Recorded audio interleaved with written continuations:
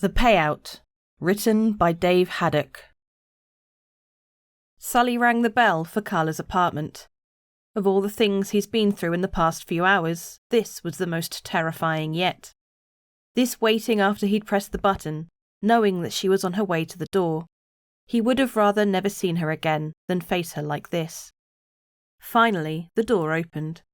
Carla, wearing her uniform, was dumbfounded by the man standing in her doorway. She still took his breath away, even after all this time. "Hey, Kay," he said.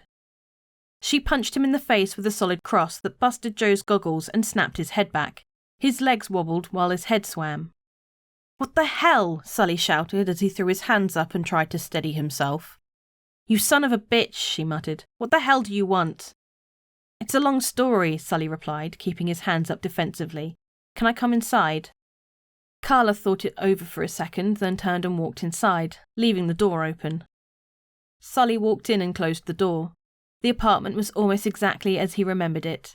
The one difference was that the pictures had been replaced. Now they were quiet, intimate moments of Carla with some other guy. A quiet shot in the afternoon of her reading, the two of them in a bar. Then, a real kicker. Carla, the guy, and a little boy. Carla turned back to see him studying the picture. "His name's Max and he finally got to sleep, so keep it quiet. You guys look happy." "Yeah, we try." Sully pointed to the guy in the picture. "Is he here too?" "He's working." Sully nodded and looked back at the picture.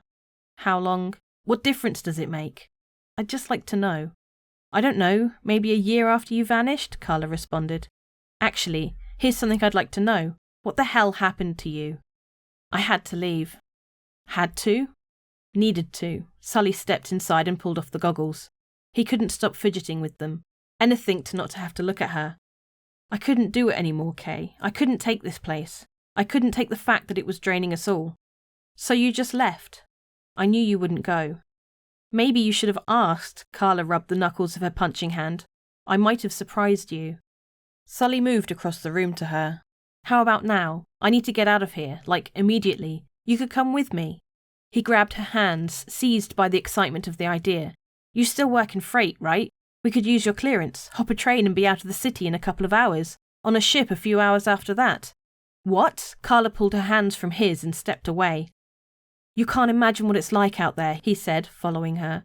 "There's so much life, it's overwhelming. People are happy. The future is full of possibilities. It's not smog and work until you die. Carla, please, let me get you out of here." Carla looked at him for a moment. She touched the wrinkles on his face that had appeared since she'd last seen him. "You had your chance, Sully," she said firmly. The wall screen suddenly flared to life with a piercing alert noise. Sully could hear the same alert emanating through the walls from the other apartments. The screen showed the Hurston Dynamics logo with a security bulletin. Sully suddenly knew what was about to happen. "Attention, citizens of Hurston. Security forces are on the lookout for Sullivan Kanata for illegal drug trafficking and assault." Sully's picture from one of his arrests in his youth appeared on the screen, alongside a frame grabbed from a camera in Archimedes' flight. The voice on the wall screen continued. "A reward of 30,000 credits will be given for any information that leads to the capture of this individual." Carla turned and looked at him. The hurt in her eyes was devastating. "It wasn't me," he said weakly, but he knew how it sounded. "Get out," was all she said. "Mum?" a young voice said from the doorway. Max stepped out, rubbing his eyes. "It's okay, honey." Carla rushed over to pick him up. "Just an alarm. Don't worry about it." Sully walked into the bathroom and shut the door. This was it. His face was plastered over the entire world. His gaze drifted down to the edge of the sink. Carla must have left her ID and clearance badge there when she washed her face after work. He could take it. Maybe he could still make it to a freight train. There was a chance that the alert hadn't gone global yet. And who knows how many people really pay attention to that. Then he thought about what would happen to Carla if he took it. She'd probably get locked up for aiding a fugitive. With their past, no one would believe that she'd turned him away. She'd lose her job, maybe even lose Max. His freedom would come at the cost of hers. He looked down at his Moby-glass. Sully stepped back out into the small living room. Out of the corner of his eye, he caught a glimpse of one familiar picture, taken 6 years ago, It was Sully, Culler, and Joe, tremendously drunk one night at Felix's bar after they'd sloppily assembled for a picture. He hadn't thought about that night for years. "I'm serious, Sully. You need to get out of here," Carla said as she exited Max's room and shut the door. "I know." The sound of sirens approaching rose above the howling wind. Carla rushed to the window and looked out. Hurston security transports and hovers swarmed down the street and swept around the building. "You gotta go, Sully." "Do me a favour," Sully replied. He was calm, resigned. "You guys should do something fun, okay?" "What are you talking about?" Sully stepped close and took her hands. "I'm really sorry, you know. As much as I wanted to leave this place, leaving you was the one thing I never got over." Carla studied him for a second, realising how eerily resigned he was. "What did you do?" Sully smiled and backed away towards the door. "Sully?" "Bye, Kay." He pulled the door open and screamed at the top of his lungs. "You sold me out!" Sully ran out, shouting the whole way as he thundered down the stairs. Hurston's security stunned him in the lobby. He screamed about how Carla ratted him out until he drifted into unconsciousness. Sully came to in the back of some transport. He could feel his hands bound behind his back. He couldn't see, thanks to the black bag on his head, but figured he was heading to central booking. He was surprised how okay he felt. Even with everything that was outside of his control and the stuff he brought on himself, he didn't mind taking this hit. Besides, he'd done scattered time in Hurston jails before. It'd take him a couple of months probably to get his bearings, but he'd have that place wired within a year. Then, all he'd had to do was either bide his time or wait for an opportunity to escape. Best of all, thanks to the tip he dropped to Hurston security in Max's name, Carla and her family should be getting a nice, fat reward.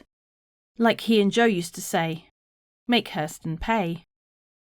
The transport lurched to a stop. Sully could hear the door get pulled open. Footsteps approached him. 2 pairs of hands wrenched him up from the seat and half dragged him out of the transport. Suddenly the bag was ripped off his head. McManus, the Hurston security sergeant who killed Jens, was standing in front of him. Sully looked around. They stood in the middle of nowhere. No prison, no central booking, no Lawville even. "What's—" Sully stammered, trying to figure this out. He looked back. The only other Hurston security officer stood by the transport, engaging in a mute conversation. "Where's the prison?" "That's the thing," McManus replied as he drew his sidearm. "Money's real tight these days." He raised the pistol and fired. 2 weeks later, Carla was balancing their finances while Aman cooked dinner. Max was playing with some of his toys. Her terminal pinged from an incoming message. She clicked over to it. The message was from Hurston Dynamics and addressed to Max. It was a 30,000 credit reward for aiding Hurston security in the apprehension of a dangerous criminal. Give a man a fish and he'll eat for a day, but give him a NordVPN subscription using nordvpn.com/BoredGamer or the links below, and he'll browse the internet more safely and with greater accessibility for a lifetime, or at least until his subscription ends.